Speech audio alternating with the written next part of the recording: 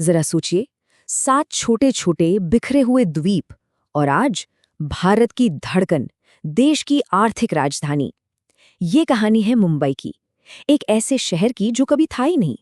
ये कहानी है कि कैसे उन 7 द्वीपों ने मिलकर सपनों का शहर बनाया।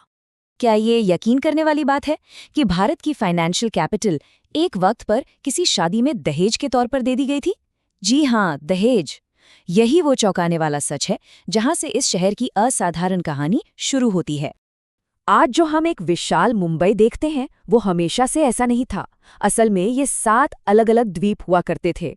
आइल ऑफ बॉम्बे, कुलाबा, लिटिल कोलाबा, माझगांव, ये सब अलग अलग थे। तो फिर सवाल उठता है कि ये जमीन के बिखरे हुए टुकड़े आखिर एक कैसे हो गए? चलिए पता लगाते हैं। तो चलिए कहानी की शुरुआत करते हैं। सबसे पहले 7 द्वीपों का शहर। जानते हैं कि इसके पहले बाशिंदे और शासक कौन थे?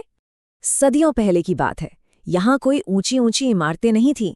यहाँ रहते थे कोली और आगरी जैसे आदिवासी समुदाय। कल्पना कीजिए, चारों तरफ मछली पकड़ने वाले गांव, दलदल और छोटी छोटी पहाड़ियाँ। और सबसे दिलचस्प बात, हर एक द्वीप की अपनी अलग पहचान, अपनी संस्कृति और हाँ, अपना अलग राजा भी हुआ करता था। अब ऐसा नहीं है कि ये द्वीप गुमनाम थे। इनका इतिहास बहुत पुराना है।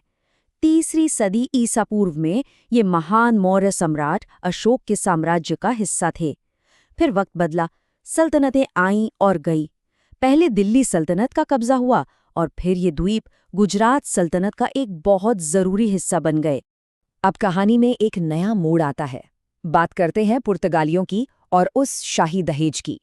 समंदर के रास्ते से एक नई ताकत ने इन द्वीपों पर दस्तक दी और इनकी किस्मत हमेशा के लिए पलट गई।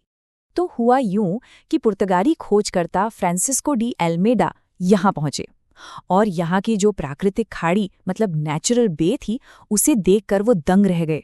उनके मुंह से निकला बॉम्बाहिया, यानी द गुड बे या खूबसूरत खाड़ी। और जानते हैं, यही नाम धीरे धीरे बदलकर बॉम्बे बन गया। लेकिन हाँ, यहाँ कब्जा करना कोई बच्चों का खेल नहीं था। गुजरात सल्तनत से सालों तक लड़ाई चली। आखिर में 1534 में जाकर बेसिन की संधि के बाद पुर्तगालियों का इन द्वीपों पर पूरा कंट्रोल हो गया और फिर उन्होंने करीब करीब 100 साल यहाँ राज किया। और फिर आया कहानी का सबसे ड्रामेटिक ट्विस्ट। उस वक्त पुर्तगालियों की ताकत भारत में कमजोर पड़ रही थी। डच लोगों से उन्हें खतरा महसूस हो रहा था, तो उन्होंने कूटनीतिक चाल चली। पुर्तगाल की राजकुमारी कैथरीन की शादी इंग्लैंड के राजा चार्ल्स द्वितीय से तय कर दी। और दहेज में क्या दिया गया?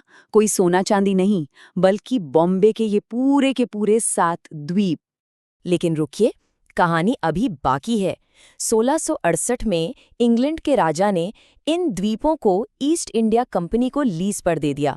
और जानते हैं किराया कितना था? यकीन नहीं होगा, सिर्फ 10 पाउंड सालाना। मतलब उस वक्त किसी को दूर दूर तक अंदाजा नहीं था कि ये दलदली जमीन एक दिन क्या बनने वाली है। अब कहानी का तीसरा हिस्सा शुरू होता है, एक शहर का जन्म। जब ये द्वीप ईस्ट इंडिया कंपनी के हाथ में आए, तब एक ऐसी जबरदस्त परियोजना की शुरुआत हुई जिसने आज के मुंबई की नींव रखी। कंपनी ने आते ही यहाँ तेजी से काम शुरू कर दिया। उन्होंने हालात सुधारे, मेडिकल सुविधाएं दी और नतीजा, आबादी में जैसे एक धमाका सा हुआ। सोचकर देखिए, महज 15 साल के अंदर आबादी 10,000 से सीधे 60,000 हो गई, मतलब 6 गुना बढ़ गई। पर एक दिक्कत थी, इन 7 अलग अलग द्वीपों पर राज करना, एडमिनिस्ट्रेशन चलाना बहुत मुश्किल था। ये एक बहुत बड़ी चुनौती थी। और तब गवर्नर विलियम हॉर्नबी के दिमाग में एक आइडिया आया, एक ऐसा क्रांतिकारी आइडिया जो इन द्वीपों का भूगोल ही बदलने वाला था। इस जबरदस्त प्रोजेक्ट को नाम दिया गया हॉन्डी वेलार्ड। सीधा सा मकसद था, द्वीपों के बीच के समंदर को मिट्टी और मलबे से भरकर एक बड़ी जमीन बना देना। सुनने में आसान लगता है, पर यह एक बहुत बड़ा इंजीनियरिंग का कमाल था। इसे पूरा होने में 60 साल से भी ज्यादा लगे, लेकिन जब ये पूरा हुआ तो 7 द्वीपों की जगह एक शहर ने जन्म लिया था। अब कहानी का चौथा पड़ाव, ब्रिटिश राज का केंद्र। द्वीपों के जुड़ते ही बॉम्बे की किस्मत चमक उठी। देखते ही देखते यह शहर ब्रिटिश राज का एक बड़ा फाइनेंशियल और पॉलिटिकल हब बन गया।